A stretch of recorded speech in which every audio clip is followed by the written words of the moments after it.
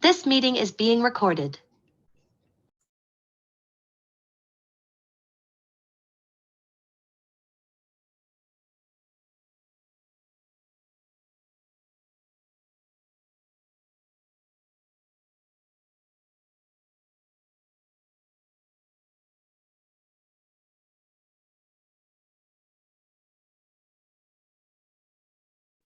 Welcome, everyone. We'll get started in just a few. Thanks for joining today.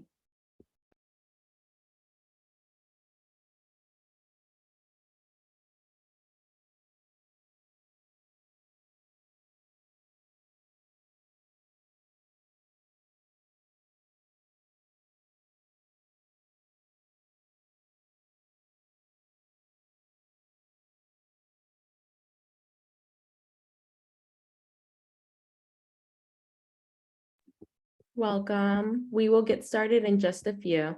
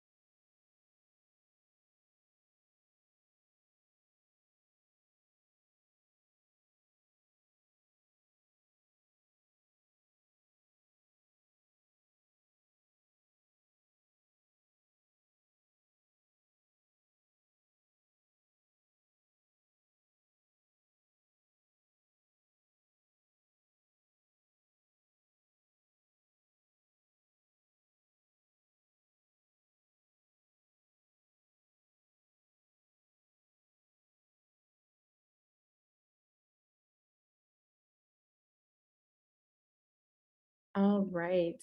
In the interest of time, we can go ahead and get started. Welcome, everyone. Thank you for joining us today to learn a little bit more about community solar and what you can all do to help bring it to Arizona. So my name is Yara Marin, and I'm the Interior West Regional Director here with Vote Solar.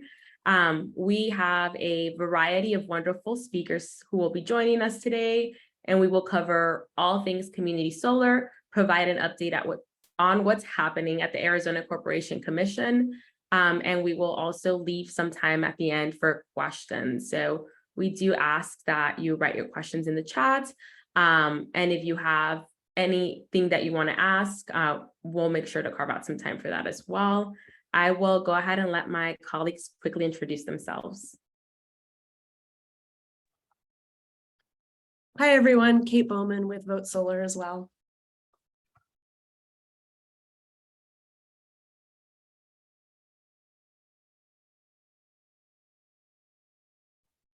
Hey everybody, this is Brett Fanshaw. I'm with Solar United Neighbors. Glad to be here. Autumn Johnson, the Executive Director of the Arizona Solar Energy Industries Association, or ARISEA. And Kevin Cray with the Coalition for Community Solar Access, which is the national trade organization focused on the community solar industry.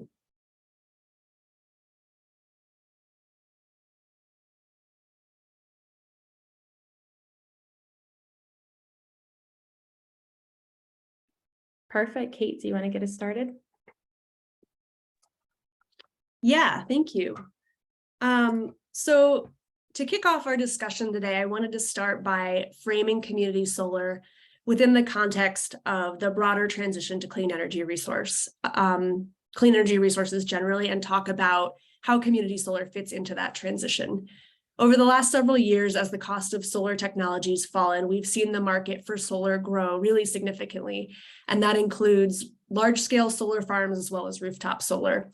But when it comes to accessing solar, while there's so much more solar kind of installed now than there was 5 or 10 years ago, there's still significant barriers that remain that make it challenging for everybody to access solar.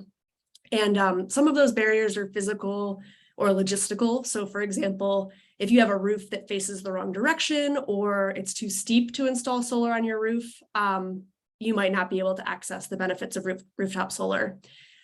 Some of the barriers are circumstantial, like renters who don't have an incentive to install solar on a building that you don't own or that you might not be living in for a very long time, or someone who lives in an apartment building where you don't have dedicated roof space that you can access. And then many people face financial barriers and can't afford the upfront cost or can't obtain affordable financing to cover the cost of solar, or find that they need to make other upgrades to their home before installing solar, which makes the whole endeavor even more expensive. So the result is that by some estimates, up to 75% of people can't install solar, can't access the benefits of rooftop solar. So the growth of solar and access to solar hasn't been equitable. And in Arizona, we know that most of the homes that have solar, 70%, are households with incomes that are at or above the area median income. And so community solar is a tool that falls somewhere in between rooftop solar and large utility scale solar farms. It offers a lot of the same energy benefits that solar panels provide no matter where they're installed, but community solar provides many of the same benefits that rooftop solar specifically provides to individuals and to communities without the same barriers to access that exist for rooftop solar. So it fills a role that's somewhere in between large utility scale solar farms and individual rooftop solar installations, and provides, some benefits of both, some benefits that neither of those resources provide. And it's really a tool that adds to the diversity of resources available to play a part in advancing a transition to clean energy. So with that framing, I'm going to kick things over to Brett to talk a little bit more about why community solar is important. Great, thanks, Kate. Next slide, please. So I'm Brett Fanshaw. I'm the West Regional Director and Arizona Program Director with Solar United Neighbors. So we're super excited to be talking about community solar. I'm going to go a little bit more in depth with just some of the things that Kate kicked us off on, sort of the framing, and start with, what makes a good roof and a bad roof for rooftop solar, and why we're having the conversation about, community solar and expanding the folks that can access the benefits of solar. So first off, what makes a good roof for solar? You need solar resource access, and that means that the roof shouldn't be too shaded during the day. Ideally, there's a southern, or at least an eastern or western orientation of the roof that has enough space to put the panels on. And if you don't have these, you'd need to make adjustments, or you'd need an alternative. You can go to the next slide.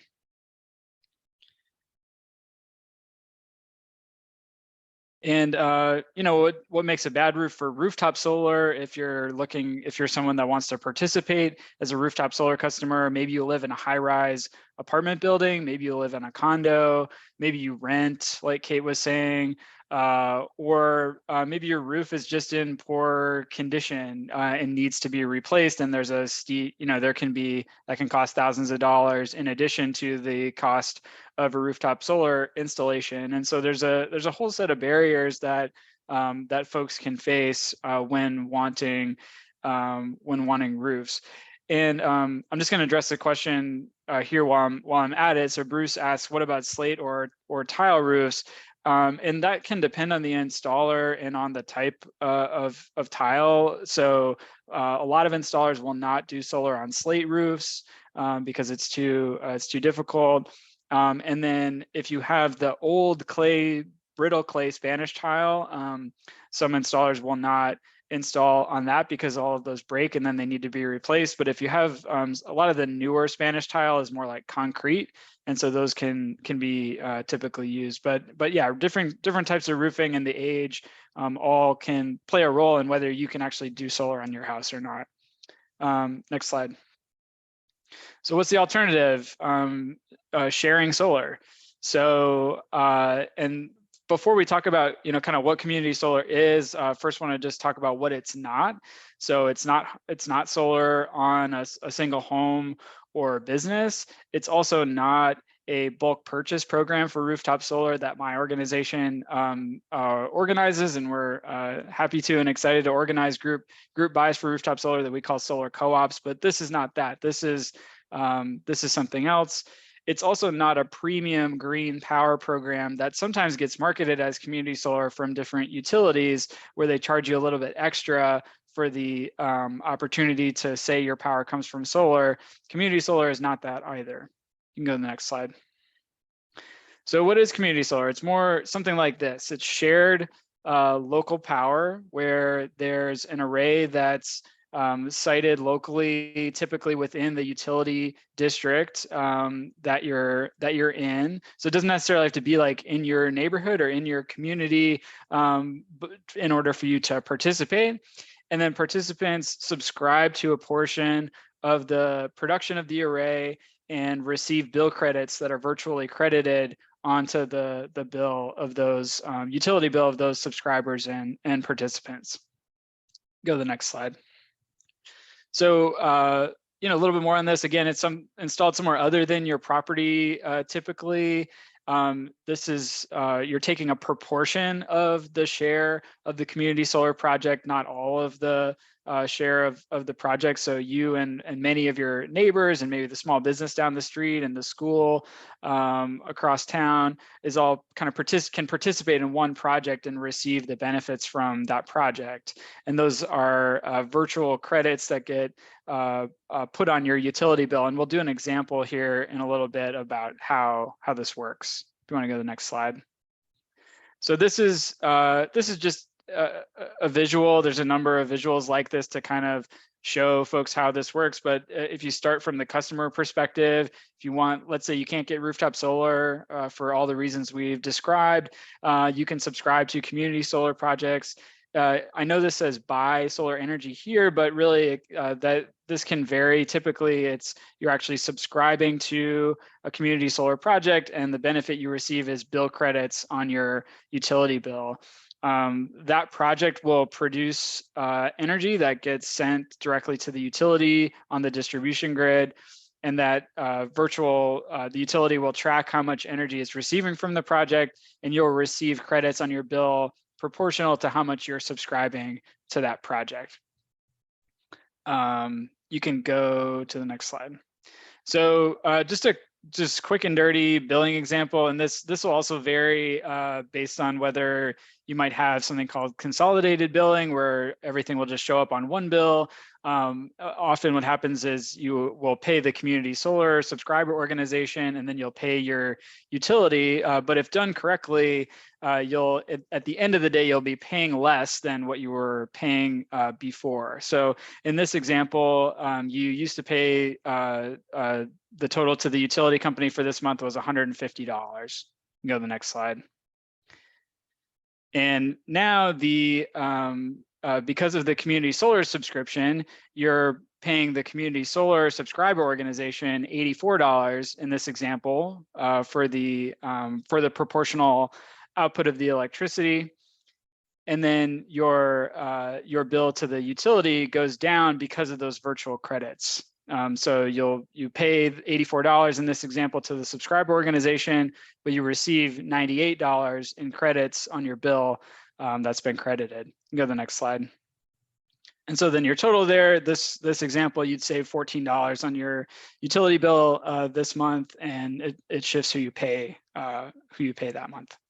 So that's just kind of quick and dirty example of how this works in the real world. You can go to the next slide. And just to kind of close up here, Solar United Neighbors, we've got a community solar marketplace that helps people sign up for community solar projects in other states. We'd be very excited to add Arizona projects to our list once we can kind of get this off the ground. And if you wanted to check out what that looks like, or if you live in another state and are interested in community solar, you can check it out there. And thanks again for having me. Really, really appreciate it. Look forward to the discussion.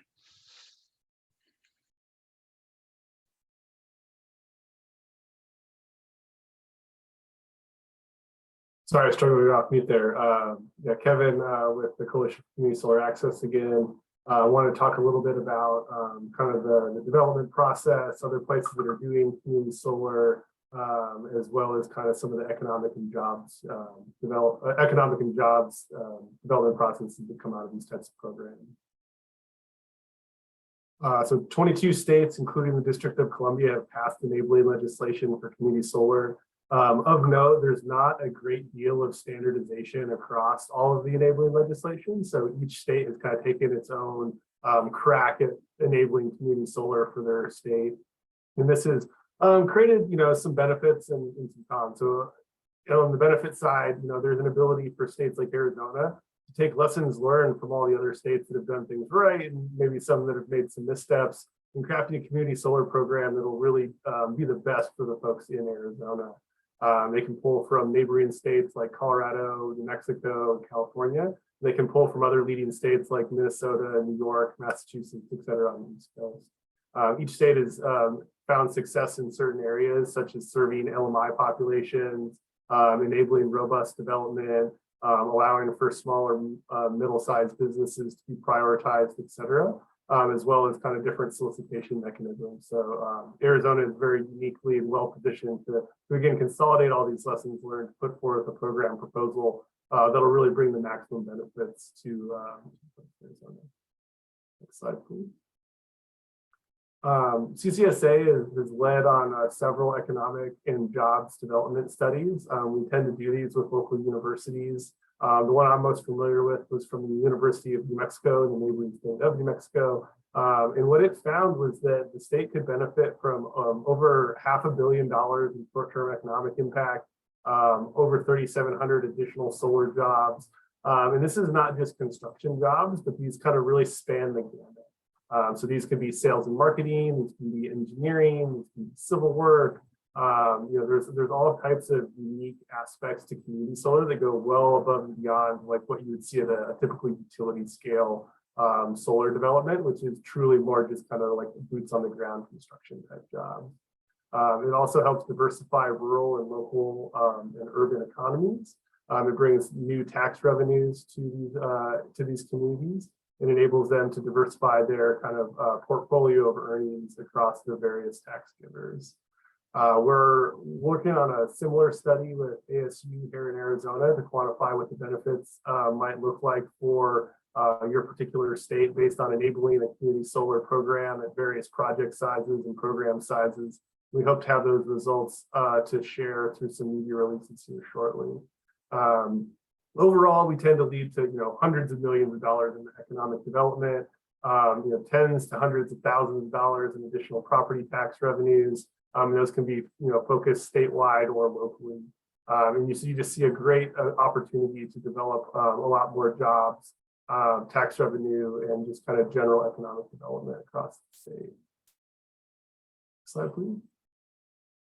So taking a little bit deeper look into kind of where this economic jobs come from, this is what we would look at as a typical development timeline. So the first thing that folks are going to do is look into land acquisition. So not only are you paying people to go canvass land and send out mailers, but you also end up signing initial leases. So these landowners are getting payments well before the project is approved or starts construction for them to kind of hold a place in line for them to develop a project on their land. The next step in the process would be securing permits and applications. So this is going to lead to application fees for local jurisdictions that review these applications, have a little bit of a say in where they might be sited through the zoning processes and make sure that it's going to be a good fit for their community. Next step in the line would be to work through the interconnection process with the local utility, APS in this case. This is going to make sure that these can be interconnected safely and reliably to the grid and kind of maximize their benefit to all customers. These grid upgrades are paid for by private capital, and anybody living in or around where the projects are located, they're going to benefit from a more resilient grid that they can interconnect to as well. Next stop, and a big one, is the construction. So there are going to be a lot of direct and indirect jobs associated with the physical construction of these arrays. And then over the long term, there's also going to be the customers. So there are customer savings through their participation in the community solar array that can be recycled into the economy. And there's going to be ongoing jobs from a subscriber maintenance perspective to ensure that these projects remain fully subscribed through the life of the asset. So really just a multifaceted way to benefit and bring more economic and job development into Arizona. And that's it for me, but look forward to addressing some of the questions. Thanks, Kevin. And I have a tiny, I have a tiny office mate today, and so we'll see how much she wants to add to the presentation. I'm going to be talking about the regulatory process that's currently going on at the ACC, as well as program proposals that have been submitted by solar stakeholders, as well as Arizona Public Service, or APS.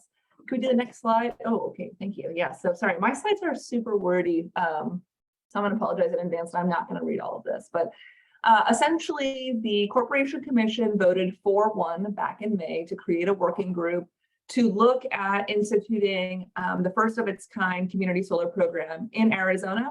That program is specific to APS service territory, and that is largely just due to a function of sort of the regulatory timeline and which dockets were available at what time that would be appropriate for a program like this. And so right now we are just looking at a program that would be applicable to APS customers.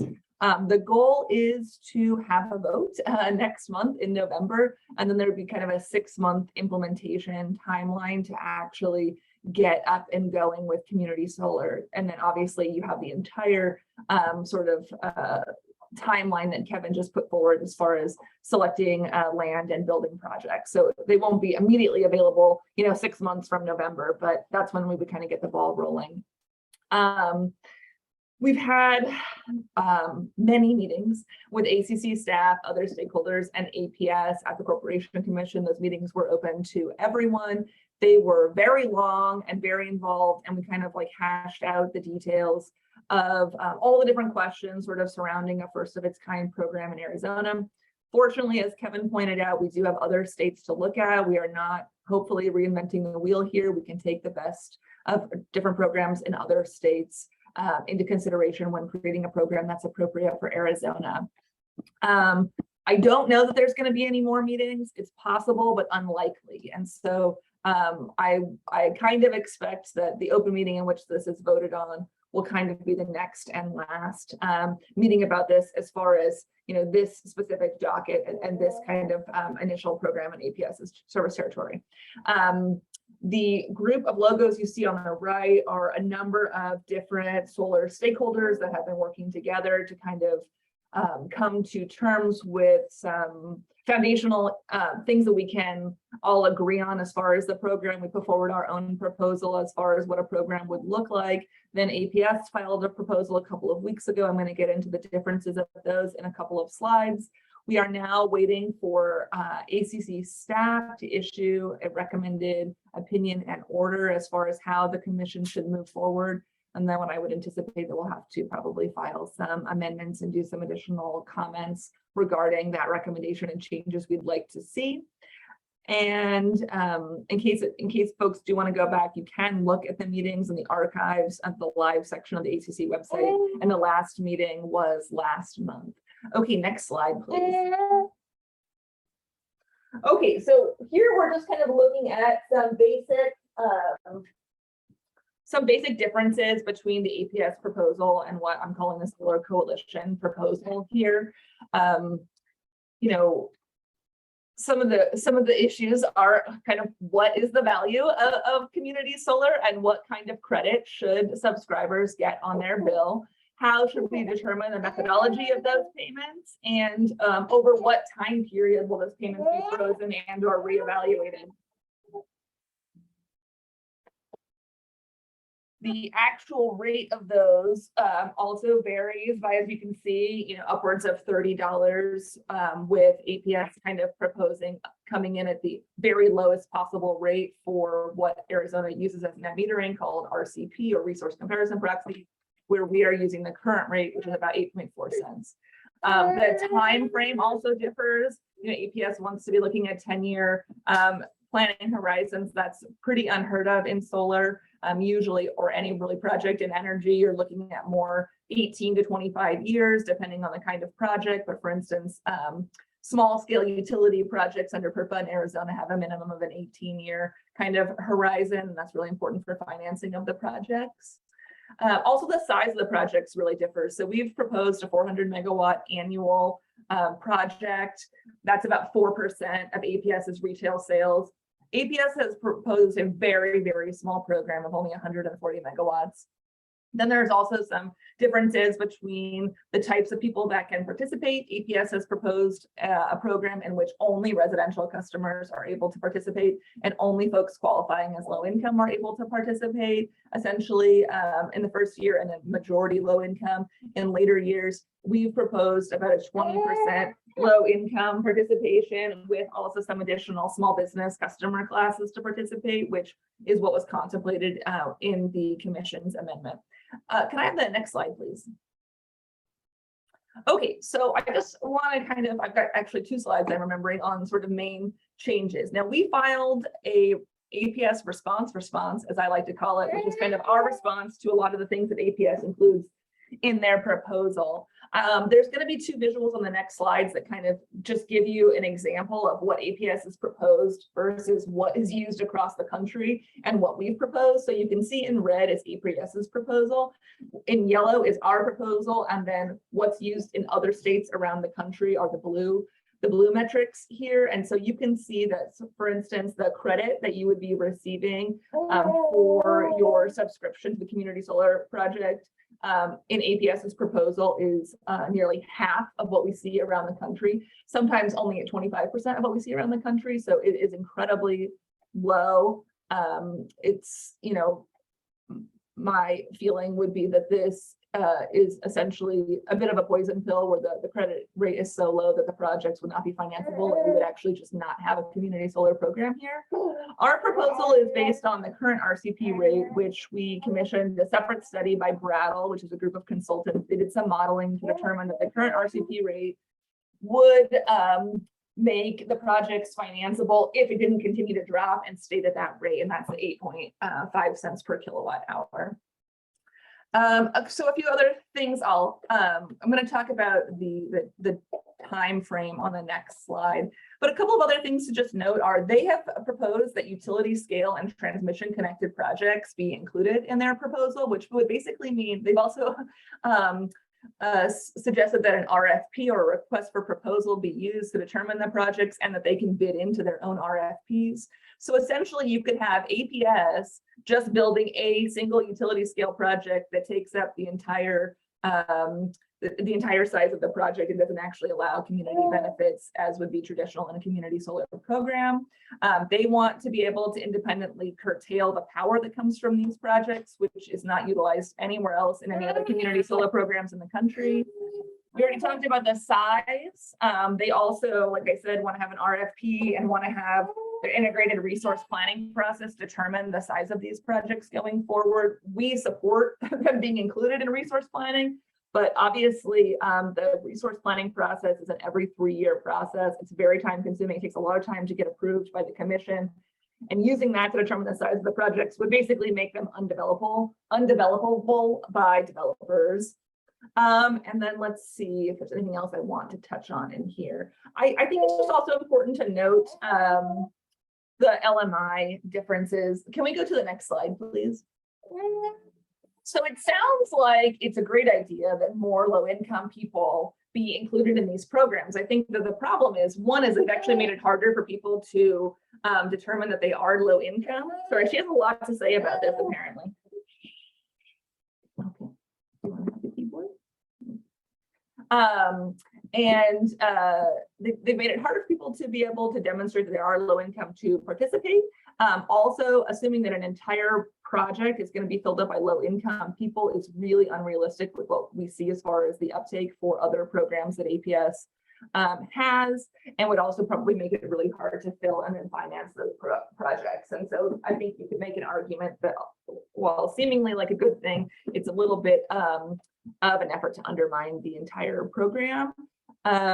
We don't believe that it should be limited to residential customers. That's not what the commissioners voted for in May, and also would leave out small businesses, churches, nonprofits, other kinds of customers that could really benefit from this kind of program. We obviously think that third-party ownership of projects is really important. Like I just mentioned, one of the key issues is that a group of farmers or a group of community members or a big nonprofit or a couple of churches could get together to develop these projects. And if it's all utility owned, that would completely eliminate that additional benefit to the community. Another problem that's come up is folks in Arizona might know is that we have a moratorium on disconnection in the summer. If you're not able to pay your bills, the utilities are not allowed to shut off your power. There's some issue about how that will work with community solar. And so we really think that needs to be evaluated more closely. And then they have put forward some really arbitrary fees on developers that participate in these programs that aren't based on any kind of modeling or analysis. And so we have some concerns with that. I'll just conclude here with just showing the terms for the bill credits. So as you can see, APS's proposals in red, they have proposed 10 years, and that is half or less what every other state has for community solar. If APS was contracting for their own utility scale projects, there's no way that they would be a 10-year term. Similarly, PURPA is an 18-year term, and so there is no precedent for 10 years for this size of projects. Our proposal is in yellow, which is 25, which is on par with the bulk of states. And so I'm going to stop there and look forward to getting into this a little bit more if folks have questions later. Thanks.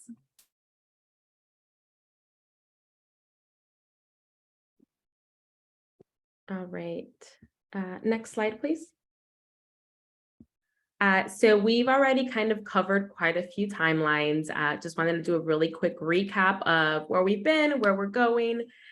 So in May, the working group, well, the Arizona Corporation Commission created the working group to explore community solar in Arizona. The working group has been meeting frequently, and in September, APS submitted their program proposal. Then in October, commission staff filed their own recommendations. So what's next? We're expecting a vote during the Arizona Corporation Commission open meeting in November. And if all goes well, we can expect APS to launch the first ever true community solar program sometime in May 2023. Next slide, please. So why support community solar at the ACC? We've covered so many benefits of community solar, why it's important, but wanted to just share a few talking points that you might all be able to use and elevate to support community solar in general. And so we know that it helps create new jobs and brings local economic growth. Up to 80% of households can't put solar on their own roof. And it really also increases choice for customers through competitive market forces, compatible with existing land use like parking structures, farming, and ranching. And so feel free to use these talking points as you all elevate and voice your support for community solar as well.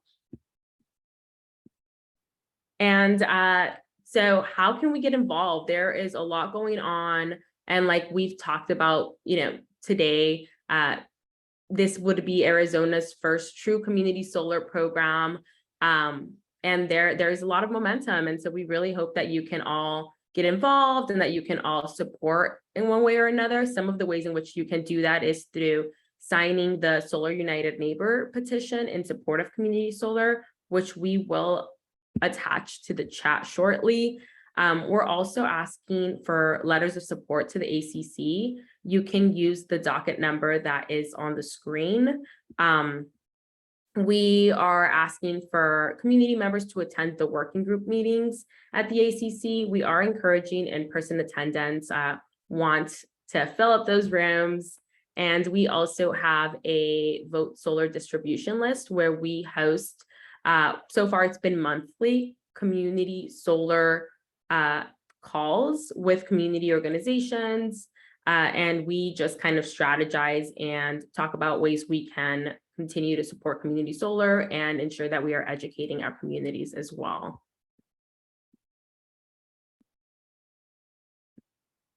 All right, so can someone attach the Sun petition? Perfect. There it is. So the Sun Community Solar petition is in the chat now. Definitely encourage you all to click on that link and sign it. And we now have quite some time to answer questions. I know that there have been quite a few questions in the chat. All right, so I can ask this one. Someone in the chat asked if someone could kindly comment on virtual power purchase and renewable energy credits for households and why RECs vary from place to another. Who wants to take that?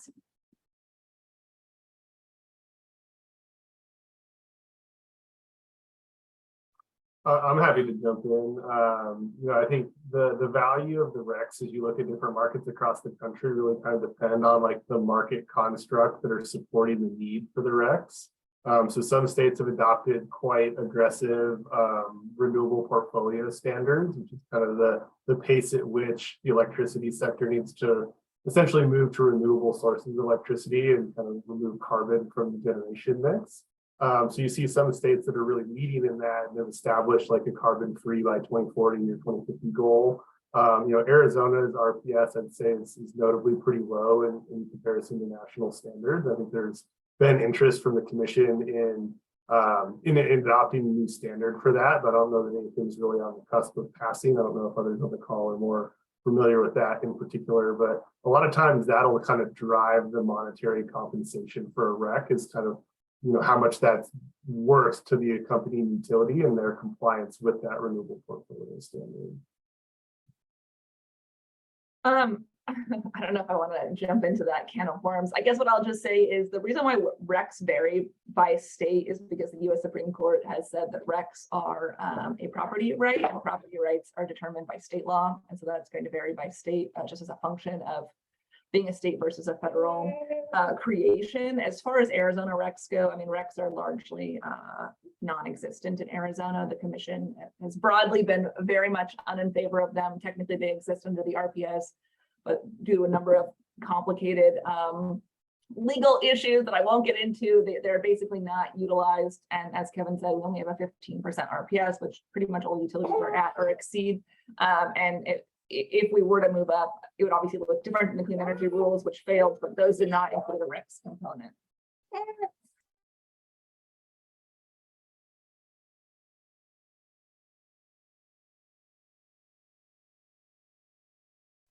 Great, thank you. We have another question on the topic of storage. And so what solutions have you guys brought to mind for storage?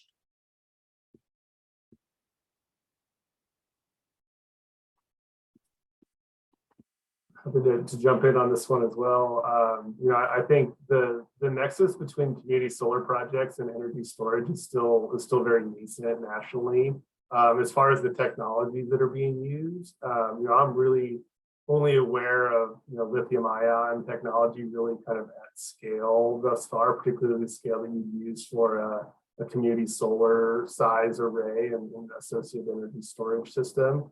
I think that's kind of what's most typically being financed at this point. That said, I know there are a lot of other technologies kind of being evaluated, and it looked like Brett kind of hopped back on, so he probably has some more to add on that.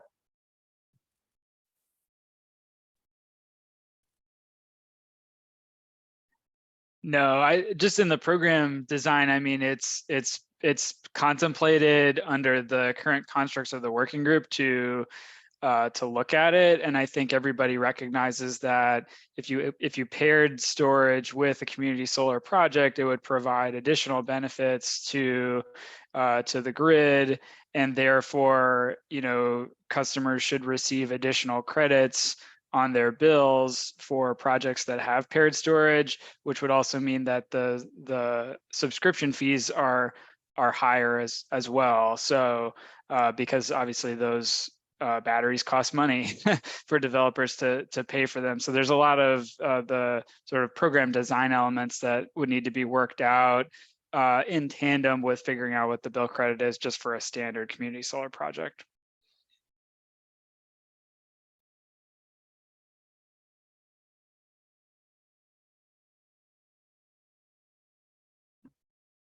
Great. Next question talks about community choice aggregation.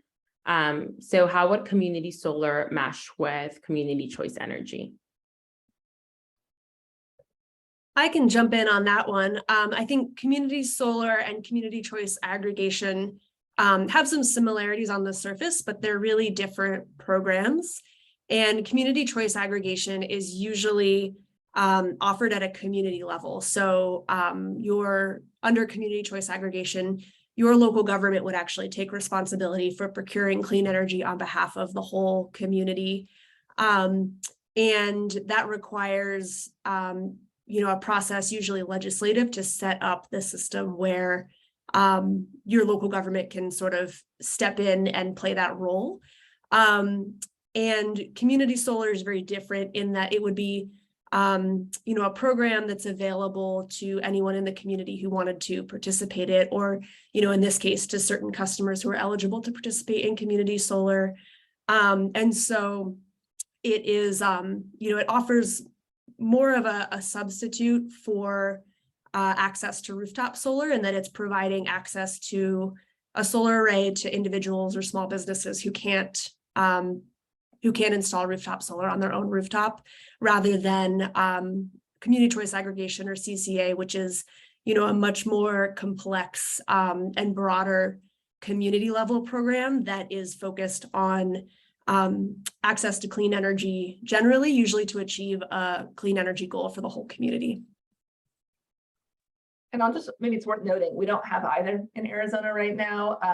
And as far as I know, there isn't, there's no rulemaking or docket or legislative effort on CCAs at this time, even though I know there's quite a bit of grassroots work going on, but CCA does not exist in Arizona currently.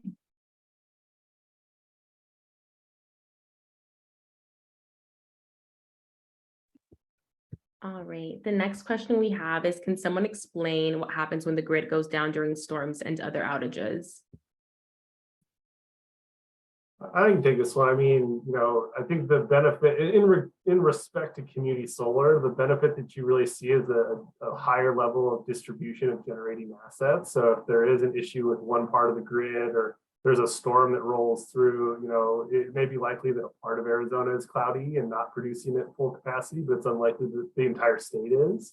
And so by having a higher diversification of generating assets, you actually kind of mitigate resiliency issues. That said, if there's a widespread outage of the electric grid, then these systems would go down, just like any other system with a UL listed inverter that isn't capable of islanding itself, absent some sort of energy storage device or the ability to kind of microgrid an island from the grid that did go down. So it is still susceptible to kind of standard grid operation like any other generating asset. I guess I would just add that in our program proposal, we basically have where if the project that you are subscribed to is not producing, then you are not paying for that subscription fee. So you are getting you are essentially getting a credit or some kind of discount if for some reason the project you're subscribed to is not fully generating at any given time.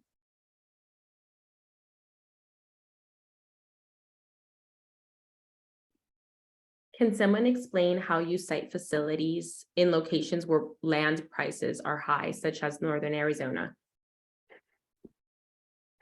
Most commonly, you'd see developers, look to another area. Typically, a high land value is a signal that land probably has a higher and better use than energy production. And so that it just might not be a great place to site a community solar facility.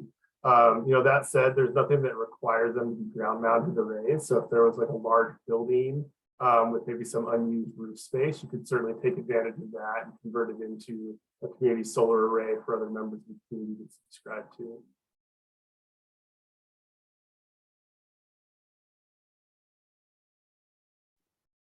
All right, the next question we have here is, have you guys looked into automated cleaning systems to boost array productions?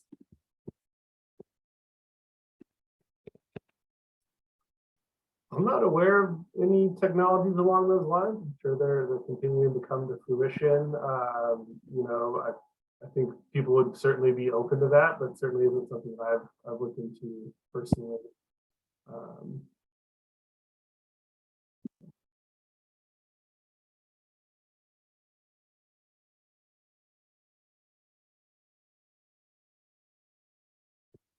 All right, so why is the vote on this program taking place before the seating of the new ACC after the election?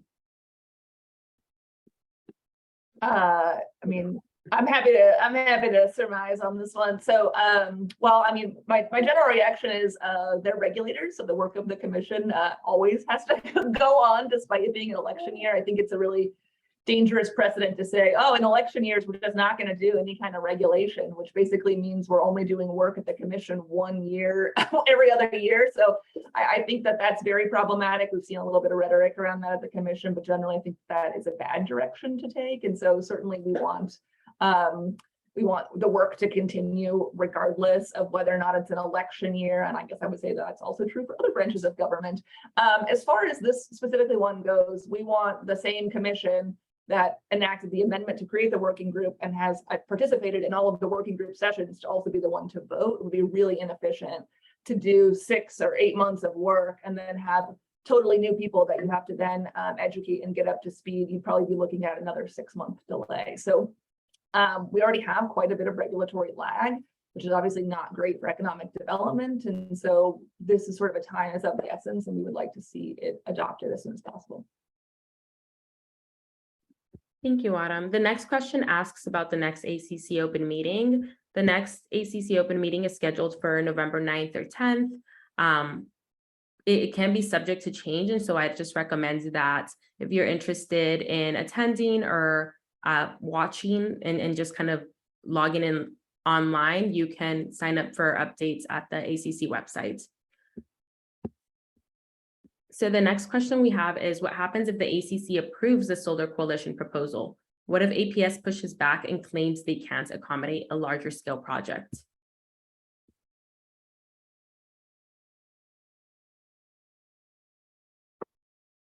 Don't all jump at once. Obviously, APS has already proposed a smaller scale project. I guess I would just say 2 things on this. In our proposal, we suggest a 5-year kind of reevaluation and look back period. So after 5 years, we would take a look back and see what's working, what's not working, and then kind of reassess any kind of pivots we would need to make based on that actual information about how this is playing out in Arizona. I guess I would also just say, as someone who participates in all of the resource planning processes of all of our major utilities, I really think it's a nonsense argument to say that they can't accommodate 140 or 400 megawatts of solar or whatnot when they're issuing RFPs for gigawatt size amounts of solar. And at least for TEP and APS, have goals to get to 100% zero carbon energy by mid-century. And so they're going to need a massive deployment of renewables. And so I really do think it's a little bit of a red herring to say like, oh, we couldn't possibly accommodate a few hundred megawatts of community solar. I don't think it is logical. And just to add to that, a community solar project to interconnect to the grid, it has to go through the utilities interconnection process, which means they have to demonstrate that the project can connect to the grid safely without causing any issues. And if there are upgrades necessary to connect that project safely, then the community solar project has to pay for that, those upgrades to the grid. Which is the same for utility scale projects or rooftop solar projects. And so, you're not going to encounter a situation where there's a project being added and the grid can't support it. And if anything, the project itself would be paying for the cost of that upgrade, which is an upgrade that then benefits all customers.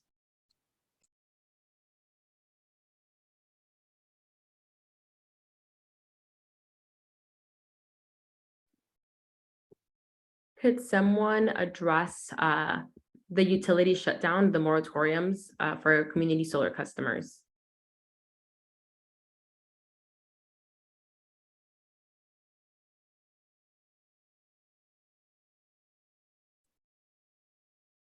I think the question is just how that would apply to a community solar subscription, and if they would kind of get the same treatment as a customer that is, subject to the moratorium requirements.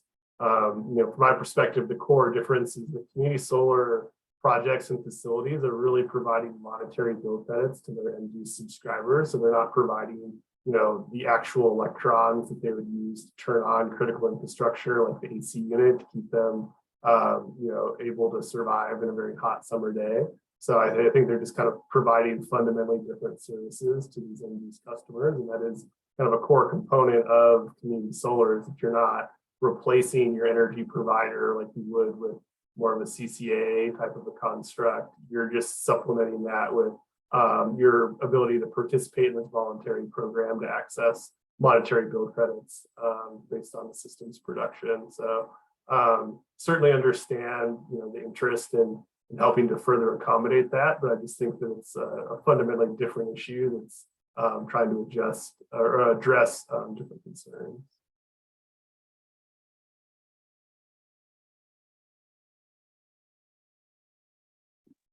Thank you, Kevin. We have so many great questions in here. Oh my. So the next question is, will the cap of 400 megawatts be gradually increased over time? I think that's certainly the goal, and what you typically see in other community solar markets. And I think 400 megawatts a year is what we put out in our proposal, but that's certainly subject to change. But really, what we were trying to strive for is some sort of a consistency. So whether it's 400 megawatts a year, 200 megawatts a year, 600 megawatts a year, is just some sort of a longer term runway so that companies can come in and deploy their private capital, hire a team of staff, and be able to develop these projects knowing that there will be kind of continuation of program capacity that they can build in the future. That's what really helps attract these, various businesses to Arizona, or allows for local companies in Arizona to staff up and expand their businesses in the community solar model. So that's really what's more important, I guess, from my perspective in that in particular number, so long as it's reasonable to attract kind of initial development.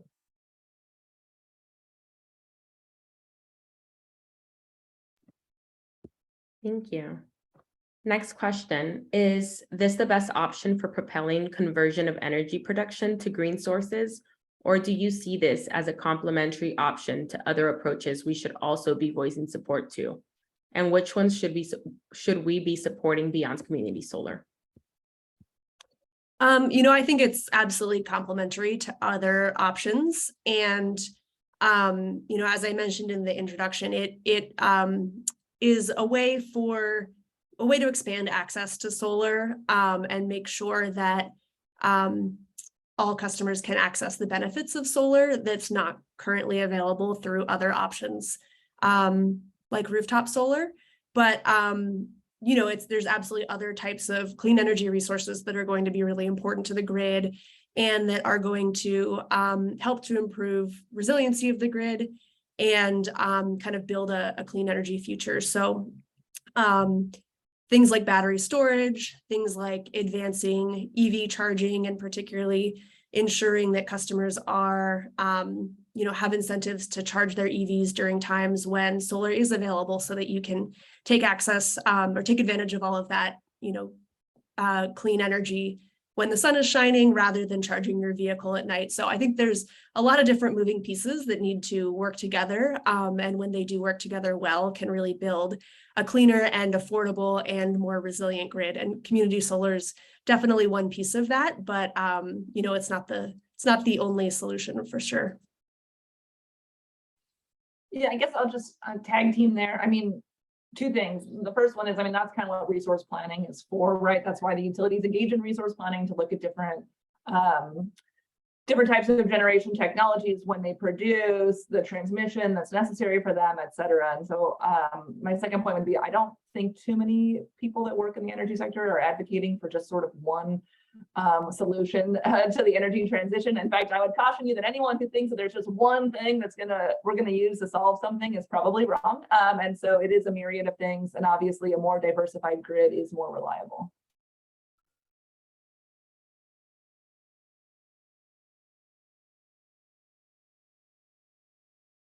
I'll just piggyback and say one more thing, which is, this is a community solar program for one utility, APS. It's obviously the biggest utility in the state.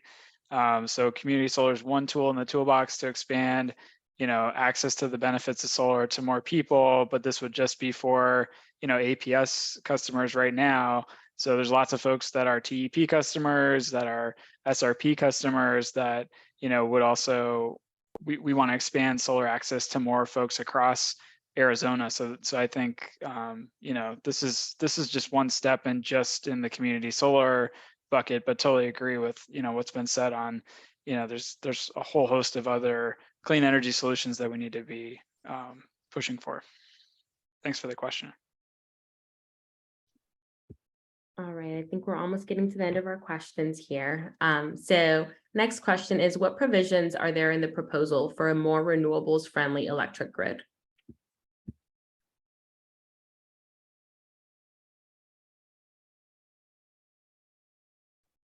Well, maybe I'm not quite sure I understand the question. So if the person who asked it wants to rephrase it, then they're welcome to. But I'll just say that the proposal addresses solar and community solar specifically, and the amendment creating the working group did contemplate that there, other clean energy resources could participate, like wind, for example, or that projects could be paired with battery storage.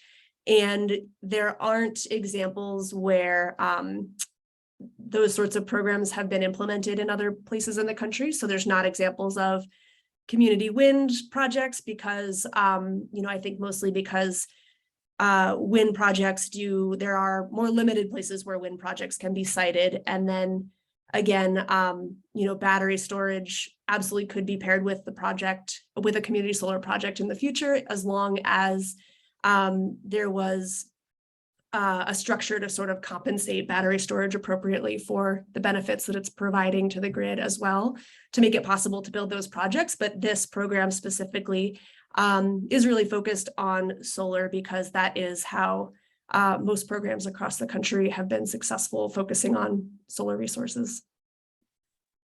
Yeah, I guess I would just add, I think I kind of disagree with the premise of the question. I mean, obviously, you see a lot of national dialogue about the need to increase transmission as we move to more and more clean energy.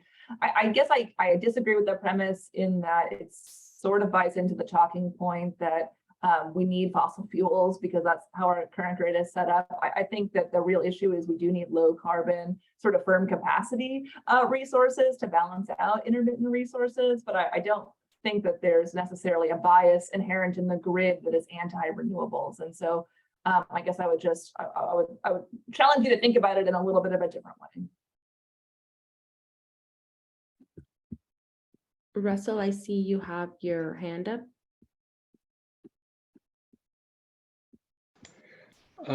Yeah, I was just wondering about, like, in the case of CCAE, community choice energy, or community choice aggregation, the same thing. How would a community solar system fit into that, or vice versa? How could that mesh? I'm wondering if there are forces that can be joined to promote both together, and how that would look. I haven't thought it through or seen enough, read enough, reporting on this to have a good perspective yet. Do any of you? I think like a specific nexus between a community solar type of array within a community that's kind of chosen to be a CCA would be a bit difficult, because realistically anything that community invests in to support their energy use is kind of effectively community energy, right? So then you're picking like a subset of customers within the subset of customers that want to participate in this as well. And so it almost seems like it would be a bit inefficient. Like if you're going to go all the way as a community to leave your utility and become a CCA, then you've kind of committed to doing those investments and basically going on likely 100% renewable anyway. And so to tag on additional community-based solar, I think would just more or less become part of the energy mix for that CCA, rather than like an opportunity for a voluntary subset to participate in that over and above the 100% renewable energy that they're already getting through the CCA. Does that make sense? Well, couldn't, like with CCEs that are currently around, they are using power purchase agreements, and they're buying from the utilities, they're buying from a whole bunch of different sources. One of those sources could be community solar. So that could be like a 20% or whatever of the entire 100% buy. Why would they think? do that instead of just a regular PPA? Well, because it's difficult to get, and believe me, in the future, there will be a supply chain issue. As we start to rush toward 100% renewable, if community solar is involved, it could actually help be part of the whole picture. I mean, from 100 feet away, a community solar array and a regular array are the exact same. And so, Yes. so Yes, the only but I difference mean, is that you have to go seek out subscribers for a community solar array. So just, again, it seems a bit inefficient rather than just contracting with them directly for the energy for the whole community. okay. Yeah, I see what you're saying. So it seems like the CCE approach would be kind of exclusive in a way. Although it seems to me like you could still use them like you would use a PPA or a power purchase agreement, where you would buy from a community solar installation that was already that was already there before the CCE, or was developing along with the CCE. Yeah, I think you can see some long-term synergies there, but from my perspective, it would be more efficient for the CCE to go just contract with an IPP or an independent power producer and sign an explicit PPA agreement for that. In that way, you're not also removing opportunities for people that aren't part of the CCE to subscribe to community solar arrays and get that benefit that might not be available to them in their community. The good thing about the the community solar, though, is that it can add a lot more flexibility to the grid. It can actually become little pockets throughout the whole CCE that are very strongly supported by battery and could disconnect more easily from the whole grid. That kind of thing. I'm just thinking there might be some real good pair-ups with the CCE and community solar. But And I'm I'll not just, sure yet. I'll just add it and take a minute to plug it for anyone who wants to explore questions like this or talk about, what would be or wouldn't be possible under the program, or really get into the details. We have been hosting a call to specifically focused on community solar. And so please reach out or, get in touch. And, if we can continue this conversation or other conversations or questions that really do want to get into some of the details about how the program would work. I think those are really important avenues to explore. Thank you. Yep, I know we are a little bit over time here, and we have a few of our own panelists that have to hop. But if anyone has any additional questions and do want to continue the conversation, I have put both my email and Kate's in the chat, and we are more than happy to add you to the community organizing call that we host, where we can continue to explore all of these topics. But thank you, everyone, for your time. Thank you for joining us, and we look forward to continuing this conversation.